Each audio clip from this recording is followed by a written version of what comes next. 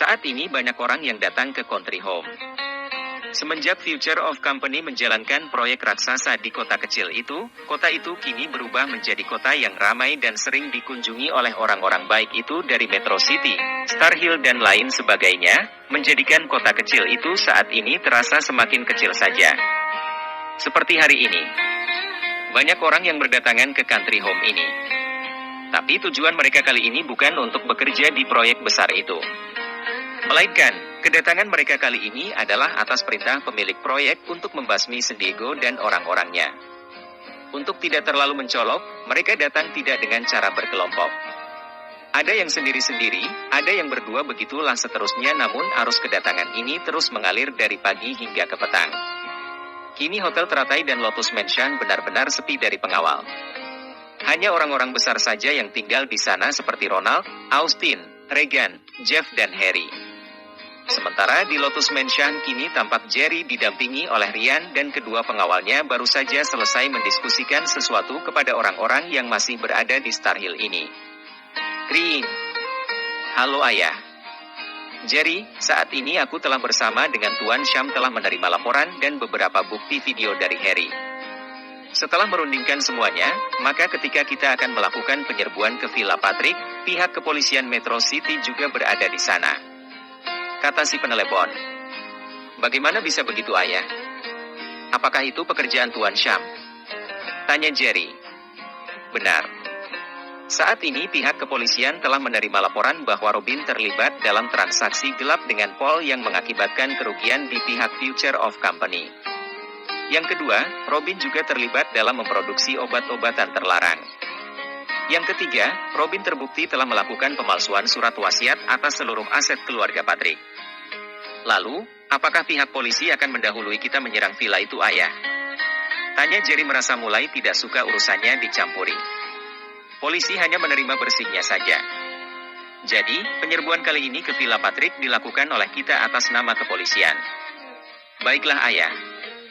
Atur sajalah bagaimana baiknya menurut ayah. Kata Jerry. Bereskan semua yang ada di Country Home. Metro City bagianku. Nyawa Robin milikku ayah. Aku tidak mengizinkan siapapun membunuhnya. Kata Jerry. Itu bisa diatur. Kata si penelepon lalu mengakhiri panggilan. Sudah hampir sore. Ayo kita kembali dulu ke rumah. Kita masih ada janji bertemu dengan Rico nanti malam di restoran bahagia. Kata Jerry sambil berjalan keluar dari ruangannya menuju lift untuk turun ke bawah diikuti oleh Ryan, David dan Kevin serta yang lainnya. Sesampainya mereka di bawah, mereka langsung memasuki mobil masing-masing dan terus melaju menuju Star Housing. Daniel, malam ini kita akan pergi ke restoran bahagia. Suruh Joanna dan Helen bersiap-siap. Kita akan berangkat bersama. Kata Jerry melalui pesan suara. Oke Jerry. Kami akan menunggu MU di sini. Kata Daniel membalas pesan Jerry. Setelah itu Jerry juga mengirim pesan suara kepada Harry untuk menyuruh kedua orang pengawal bayangan untuk menemuinya di rumah. Ayo Ryan. Kau tinggalkan mobil MU dan ikut dengan David. Aku akan membawa Volvo bututku ke restoran bahagia. Kata Jerry. Aku mengerti maksud MU Jerry. Kata Ryan. To. Masuk. Kata Jerry. Tuan muda. Apakah ada perintah untuk kami? Tanya kedua orang pengawal bayangan tersebut begitu dipersilahkan masuk. Kalian berdua, bawa mobilku ke restoran bahagia. Cari tempat yang agak terlindung untuk dapat melakukan pengintaian. Jika ada yang mencurigakan, kalian bisa menghubungiku. Kata Jerry. Jelas Jerry sangat khawatir. Ini karena dia tahu bahwa Rico pasti akan dibuntuti oleh anak buah San Diego. Mobil Audi R8 itu meluncur laju membelah jalan Star Hill. Tampak di dalam, seorang pemuda sedang fokus mengendarai mobil sport tersebut.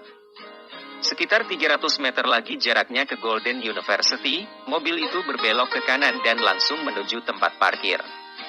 Setelah mobil itu berhenti, keluarlah seorang pemuda berambut ala tentara berwajah tampan namun tegas melangkah menuju ke sebuah restoran yang dikenal di kalangan orang-orang Star Hill sebagai restoran bahagia.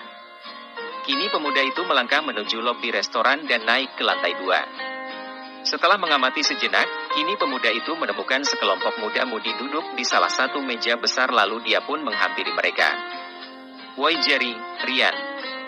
Ah kau Daniel, aku rindu sekali dengan kalian," kata pemuda itu. "Hei Rico," kata mereka bersamaan.